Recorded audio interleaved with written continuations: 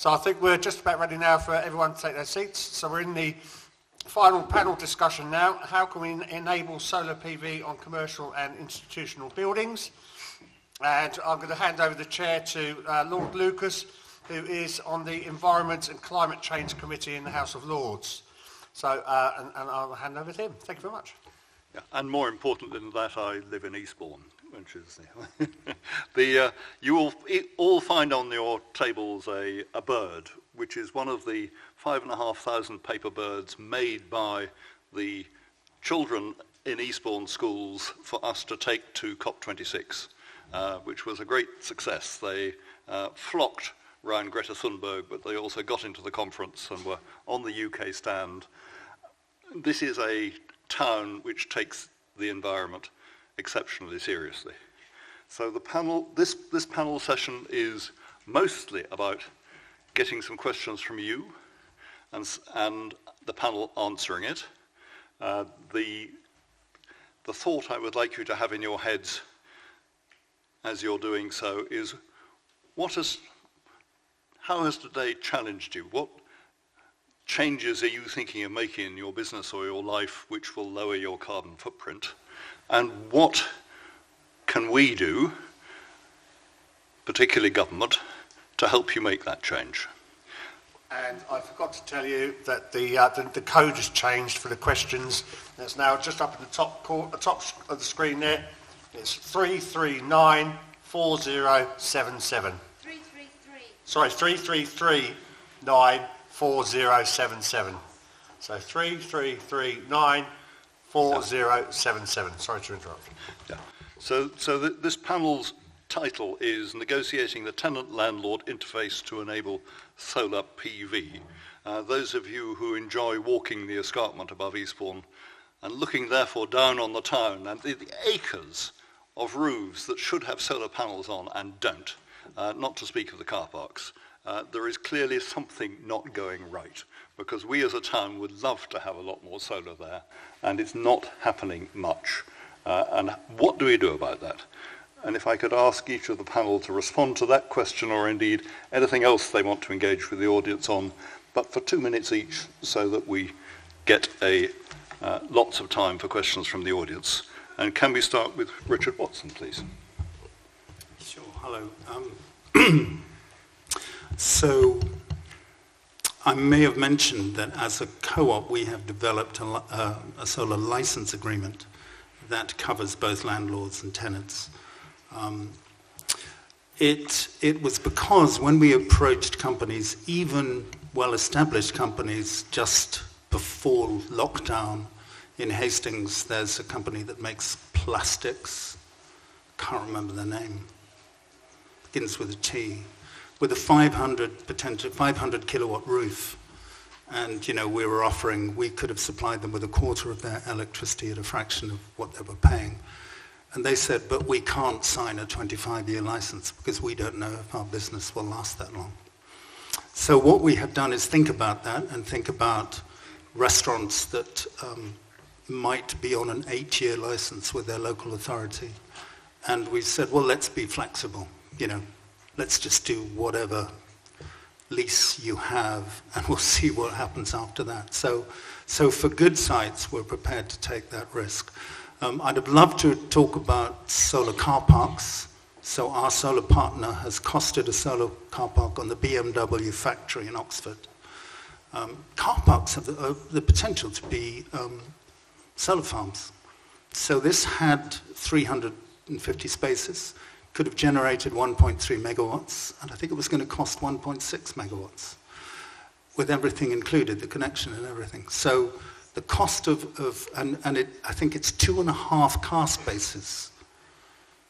Sorry, it's 2.5 kilowatts per space. So just count your spaces in a car park, multiply by 2.5, and that is the potential output. And I hope to come here with a design layout for Sovereign Harbour, because the car parks there are massive and could generate easily 1.5 megawatts. But the issue is, can you connect it to the grid? The answer is, I don't know what the export limit in Eastbourne is. I wish someone did know, perhaps you do. In Hastings and behind Hastings, it's 200 kilowatts. So you would have to divide your solar canopies up into 200 kilowatt chunks and then supply some of the retail or potentially supply a local substation and get all the houses that's a regulatory issue we haven't solved yet. So I do think car parks are interesting. Sussex and Kent have more coppiced woodland than anywhere else. So we're looking at using local coppiced chestnut to make the solar frames for solar farms and for solar canopies, so we can stimulate the local woodland industry. Sorry, I probably got off track. Thank you very much. You're allowed to go on if you're being fascinating. So that's so Clare next with an insight from the Warehousing Association. Yes, thank you. Good afternoon, everyone. I'm Clare Bottle. I'm the Chief Executive of the UK Warehousing Association. We're a trade body that represent our member companies. We've got 900 member companies across the UK and Ireland. And this year we've invested in a lot of research into the opportunities and barriers for adopting solar panels on warehouse rooftops. I'll be absolutely honest, Eastbourne is not my heartland. You know, there's a lot of warehousing in other parts of the UK, and our sector is not as well represented here. But I really respect that I've been invited to come and talk, because I think anywhere where you've got warehousing that doesn't have solar on the roof, you are missing out. It's untapped potential.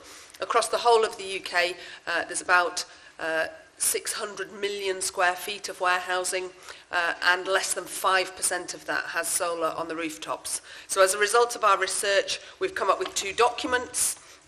The first of which is a toolkit for owners and operators of warehouses, which goes through in a lot of detail all the different considerations that companies should think about when planning a project, a retrofit project. And then our second document is much shorter because it's for MPs and they don't like to read anything too long. And that's our policy document in which we request better business rates relief, which I didn't hear anything about in yesterday's autumn statement, I'm afraid. We request an extension of the super deduction, which again didn't seem to come up. We request improvements in local area energy planning, and that would include community energy schemes. And most importantly, we request the reform of Ofgem to allow better regulation of the DNOs. And I think those are the political things that need to change. But within our industry, we're taking it upon ourselves to share best practice, to raise standards, and to promote the adoption of solar. Claire, thank you very much. If you can leave the MP's document with me, I think you might give the other to Leigh, who will speak next. Thank you for that. I'm Leigh Palmer, Head of Planning for Eastbourne and Lewes councils. You've heard today that some sorry stories about the engagement with the planning application process. OVESCo took 2.5 years to get their consent. You've heard issues around problems with conservation area issues, etc., etc. So from my perspective, the issues are around the complexity of the planning system. And if there is a message back to Parliament, then that is one that I will shout very loudly about. I wouldn't say that the system is broken, but it is very, very complicated and challenging to engage with. When Mrs. Wiggins does phone you as installers and says, can I have this on my property, I dare say you all wince about thinking about having to engage in the planning application process. So I do feel for you in that, and we are here to help. In terms of the warehouse issue, not every commercial property is the same. So I don't think there is any area between us of difference in terms of our commercial industrial estates. We would welcome all and every one of them to have equipment on the roofs. We do have commercial buildings, of course, that are in more sensitive locations, and thereby lies the challenge.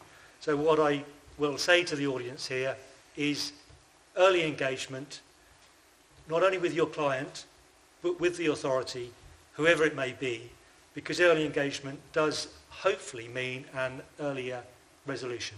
Thank you. Thank you very much, Leigh. Can we go on now to Kayla? Like Leigh said, every warehouse is different, the arrangements are different. We have, because of these different arrangements, there's always a type of agreement that you can come to. So any barrier you can get through by ensuring that the legal agreement protects the tenant and the landlord.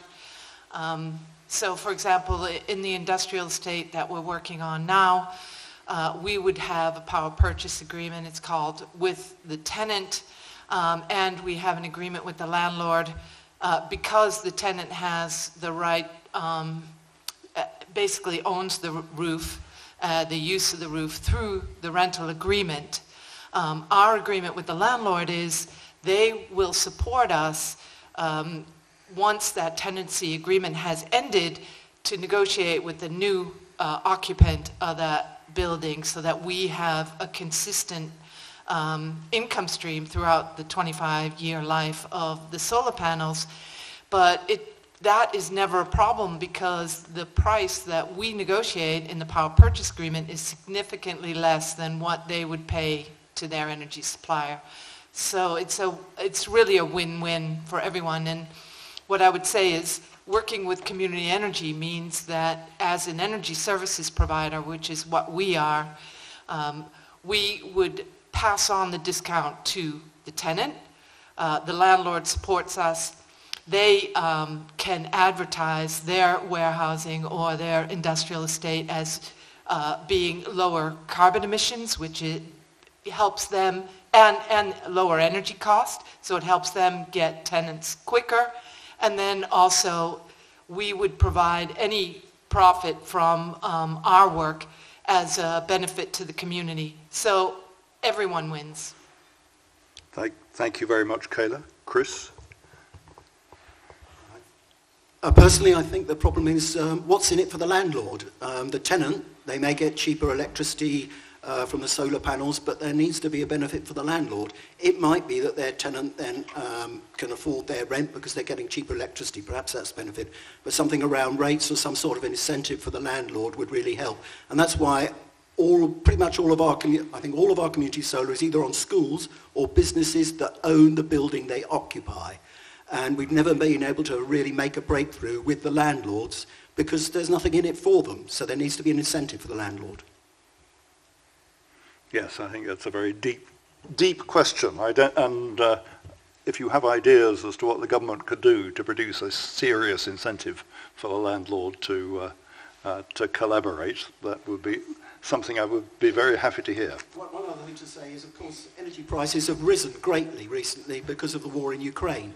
And we were talking to a company called Unity Energy, and now you can export the energy for a much higher price than you could in the past, and you can have power purchase agreements for about 2-3 years, but you can't have long-term, as you go longer, obviously the power purchase agreement decreases. But that does help, actually, to get the solar on the roof. But still, there needs to be an incentive for the landlord. Thank you. Thank you. And lastly, Paul. Interesting themes throughout the other people on the panel, and having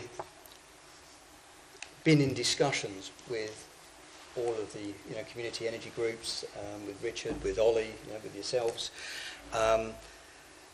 there is obviously a coming together, and again I mentioned it earlier, working in partnership with the businesses, with the community energy groups, the colleges, the councils is absolutely paramount. Chris, your point about what's in it for the landlord. Well, April next year sees the introduction of a more commercial piece of legislation known as the Minimum Energy Efficiency Standard, which is aimed at obviously landlords that are looking after commercial properties. Landlords that have got properties that fall under the EPC rating, there's a call to action, and so they're going to have to do something with those properties, otherwise they're going to be penalised. I mentioned earlier about traipsing up and down this country for the last 10 years since we've all been speaking and trying to find solutions. We are on the cusp of about to put a proposition to a local business estate owner. He owns half a dozen of them across the southeast, across East Sussex predominantly, and working with a global infrastructure partner.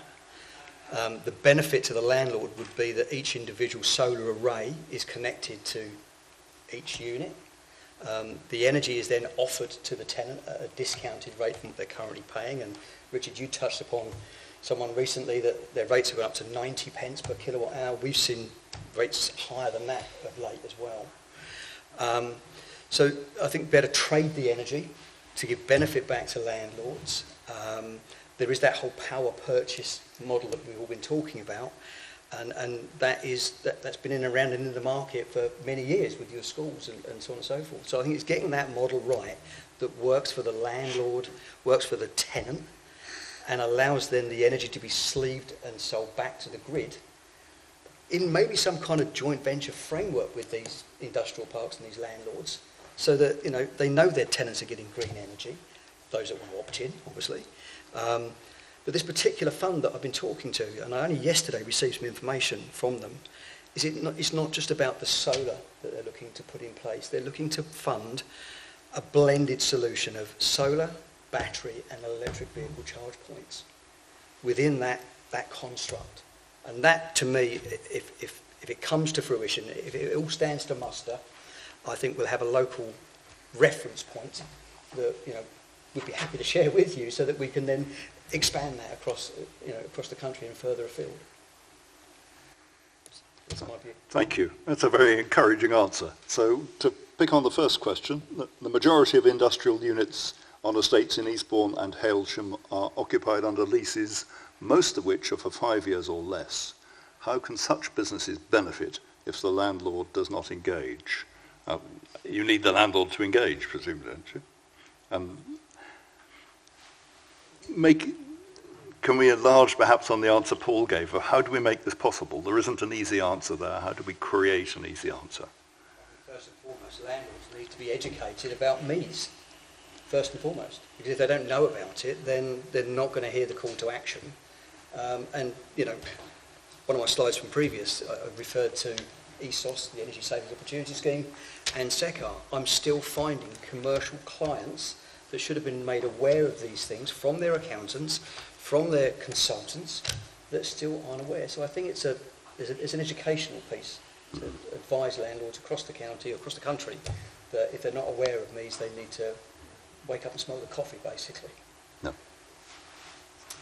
Can we come at it from another direction? So, and this is where you could really help in government. So we have different regulations from most of the American states and most of Europe. So we cannot sell our renewable energy that we generate to locally to residents. If you're in the United States, you can buy a subscription to a community solar farm, and the amount you pay is deducted from your bill every year. Mm-hmm. If you're in Spain, France, Belgium, all kinds of interesting things happen. There are net metering projects. If you have a flat in Athens, you can buy 4 panels of a solar farm 60 kilometers away, and your energy company will deduct the output of that from your annual bill. In Spain, with cooperatives, the municipalities are paying for solar panels for the poorest families and putting it on their own roofs and then deducting that. Why can't we have a system where the energy that's exported, that's generated, that goes straight into the grid, could be monitored, aggregated, and virtually made available in a local community tariff to local residents?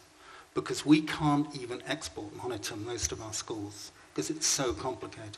There are 10 different organizations we have to satisfy in order to get a proper export meter in. So when the schools are closed, or they're on holiday, or it's a weekend, we are shedding free renewable energy into the grid that someone is then selling for 30 or 40 or 90 pence. And there's no benefit to local people. So somebody has got to understand that local energy is a real asset. It's not just because you're decentralizing the market and giving power back to local people, but you're directly benefiting local residents with a local tariff. It doesn't have to be a social tariff, but it could be a community tariff. And then the landlord, could be paid an incentive for just using his roof as a place to generate energy. In the Clare. best possible example, you could imagine that all the warehouses of the UK could become net generators and be better than net zero. That's a very real prospect. Temperature-controlled warehouses might use all of the electricity they could generate, and that's roughly 1 in 10 warehouses. They're storing either pharmaceutical or food goods that need to be chilled or frozen. But for the rest, the self-consumption, even if they're 24/7, is only going to use about 10% of the roof space. The problem we have at the moment is that the DNOs are really penalising those that want to go bigger and want to help with that kind of countrywide issue. If I can just go back to the question about landlords, I've got 2 quick case studies that may help with this. So one is a member of ours called Potter Group. Most of our members are operators of warehouses, but Potter Group are a landlord. They don't operate in your local area in Sussex, but they've got a range of different developments of the small industrial units that the question referred to. And as part of what they provide, that includes solar, it includes EV points, and they sell that to their tenants, and it's part of the added value that attracts the tenant to them as opposed to any other local options that may be available. Another example I just wanted to use is the relationship between Next and Aviva. So a lot of big companies that have deep pockets, such as Next, don't own their own warehouses. They would still lease them, offer them for those bigger units on a 15 or 20-year lease. And in the case of Next and Aviva, they've worked together to create a partnership where they're using PPAs.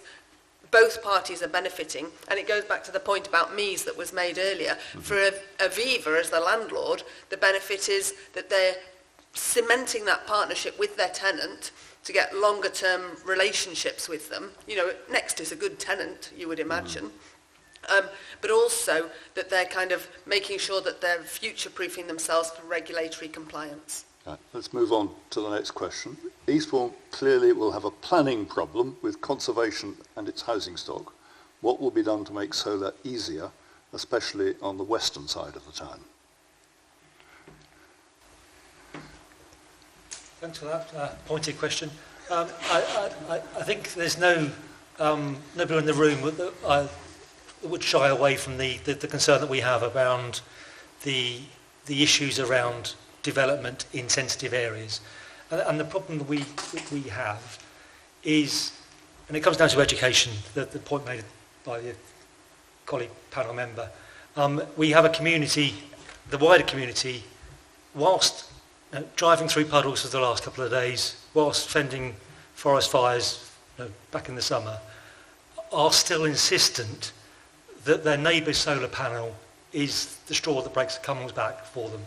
So it is about education to our neighbours, to the wider community, to ensure that when an application comes forward, it comes forward with consensus. So it makes my job easier, it makes the political dynamic easier when it's debated at planning committee. Without that, then we are arbiters trying to deflate competing issues, and that is challenging. So in terms of the conservation issues, I wouldn't necessarily single out the western side of the borough. We have a lot of south-facing roofs within the town centre on the seafront that are equally valuable and equally challenging. What I will say is that we are, as an organisation, open to engage with scheme promoters on solar issues around the town, so don't hesitate to come into us at the infancy of your project, and we can together come to a designed solution. But if you are speaking to your clients, strongly encourage that they speak to their neighbours before going too much further, because their engagement, your neighbours' engagement in your dream project will help us help you deliver your project. Thank you. The next question is very much on the same theme. In conservation and AONB areas, why is it such a challenge and almost impossible to install renewable energy? And I think we all know that the South Downs National Park will not contemplate windmills. Is this going to change, do you think, or do you think the preservation of landscape is always there in front of the need for renewable energy? The difference, of course, is the National Park have a different first purpose. Their first purpose is landscape preservation, whereas the district and borough's first purpose is around encouraging and supporting growth, essentially. So we've got different first purposes in our planning perspective. Having said that, of course, nobody would want to see Beachy Head covered in whatever, but there are locations within the National Park, there are locations within Eastbourne that are less landscape sensitive, brownfield sites, large urban sites that could be utilised, and I strongly see that the park would be supporting those sort of sites for renewables, whatever they may be. In terms of Eastbourne, we are very committed by hosting this forum today. By way of example, we are committed for the exploration of the potential of growth in this sector. We do see the dynamic around the heritage asset being a critical one, but there will always be a solution, and we are here to engage and find that solution. Thank you. Kayla, did you want to? So we're working with a community that is based in the South Downs National Park on a wind farm as we speak to prepare it for a planning application. The interesting thing is exactly what Leigh has said. It's in a little bit of a valley, so it doesn't really impact the landscape. And the really interesting thing about this project is that the neighboring village all burn oil for their heating. As you know, oil is a huge contributor to carbon emissions. And so we're looking at powering the transition in that village from oil to heat pumps and powering that extra electricity through the wind that would be generated from this wind farm. The interesting thing about this project and what we understand is that if you get the support of the local community, you make a much stronger bid in your planning application. And so we're looking at balancing the extra electricity requirement to decarbonize that village by the wind that would be generated from this wind farm. And so far, in all the community engagement we've done so far, the people are really keen to look at ways to come off oil for their heating. Thank you. Pick up the next question. Offshore wind at Brighton Newhaven is successful in expanding. Why are we not pushing for similar on the Royal Sovereign Reef? Well, I have had a go at that. They're expanding Rampion to the west, but there's a 10-year planning cycle that they have to go through to make sure that it's safe ecologically and geologically and that it fits with the plans for the grid for new sites for wind farms. We've just missed the round which expanded Rampion to the west. So I think maybe 2040 we might get something on the Royal Sovereign Reef, but we're a way away from that. Does anyone else have interest in that? No. Given National Grid is no longer fit for purpose as the market has grown and changed, should power and energy generation be allowed to set up localised networks to reduce the burden nationally and supply the local requirement? And I think there are some serious questions about how electricity supply is organised in this country. Certainly ministers have been talking about the need to reform it. So I think the government is open to suggestions as to how to get this right. So have you got anything that you haven't already advocated that you would want people to pursue? I think the government recently did a consultation, the Regulation of Energy Market Arrangements consultation. We responded to that as the UK Warehousing Association, and my honest observation is that it was only intended for the vested interests. It was written in such an obscure way that it was almost impossible to understand what the questions meant, and that wasn't just me. We referred to our colleagues at Solar Energy UK, who've got a lot more expertise, a trade body themselves. We also spoke to a number of other experts, and it felt as though the government didn't want to listen. Right, well, I know that's not the case, but possibly there's some earwax removal to be done. I was going to say that we have become so frustrated that the grid is not going to be reinforced till 2029. And we're trying to develop a 1 megawatt, so a single field of solar panels for a village that's off gas, as Kayla mentioned, all using 80% of houses using oil. 73% of houses have EPCs E, F and G, not even Ds. But we cannot get that power to the local village. Can't even put it into the grid and then have local residents buy it. So I'm at the point where I want to ask Bill with his digger to dig a trench, and we'll wire down and set up our own small substation, and then let everybody connect to it. But apparently you can't just do that. Well, we all want electricity to be safe as well, right? So I think, the risk of too much deregulation is we could introduce risks and dangers from that perspective. But other than that, I completely agree with you. Chris and then Kayla. My colleague Nick there has told me in Germany that you will see this, but you'll see it at a municipal scale where local authorities are playing a part in energy generation.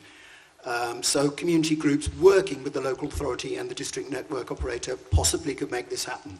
I don't know whether a community group on its own could make this happen. It would definitely require other partners to make this happen. But it could happen. We'll have one last question, if that's all right. Due to conservation areas which make solar an issue, why not use ground source heat pumps, especially on industrial estates, as could be laid when laying foundations for new or roadway repairs for retro? And perhaps we can wind into that the possibility of a larger scale geothermal plus a heat network. Who would like to pick up on that? So let me just pick up on that, and if I can, just for a very brief couple of seconds, flick back to that last question, because what Richard was talking about was a private wire in essence. I've been following some time with Centrica Business Solutions. Yes, they're an energy giant. Yes, they own British Gas. They set up a concept some years back in Brooklyn called the Brooklyn Microgrid, based around this whole concept that we were just discussing. And they've been running a pilot down in Cornwall called the Local Energy Market. So these things are starting to morph and come together, but I think you're right, it's a collaboration between the community groups, the energy groups, the councils that will see that perhaps come more to fruition. Ground source heat pumps, heat networks, yes, it's absolutely the way of the future. We're aware that Shore and Port, there's a project that I believe is kicking off next year with a company called GTEC and H2, I think they are, to build a hydrogen plant. And I think that we're going to see more of that type of involvement around the hydrogen coming into the network. But ground source and air source, it's absolutely got a part to play. For sure. I mean, we were talking to, as an example, one of the water authorities about using their boreholes, installing some heat pumps to then feed the heat back into the buildings. So yeah, it's certainly an interesting time, shall we say. Kayla. So we've done the feasibility in 4 different villages across the southeast for ground source heating, and now, as a result, we see that the density, the housing density, and the density of using that heat is super important to making the economics of ground source heat pumps work.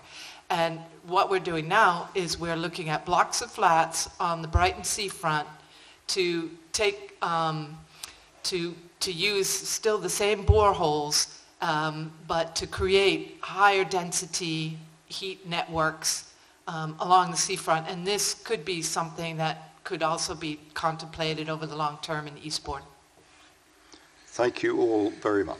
Jim.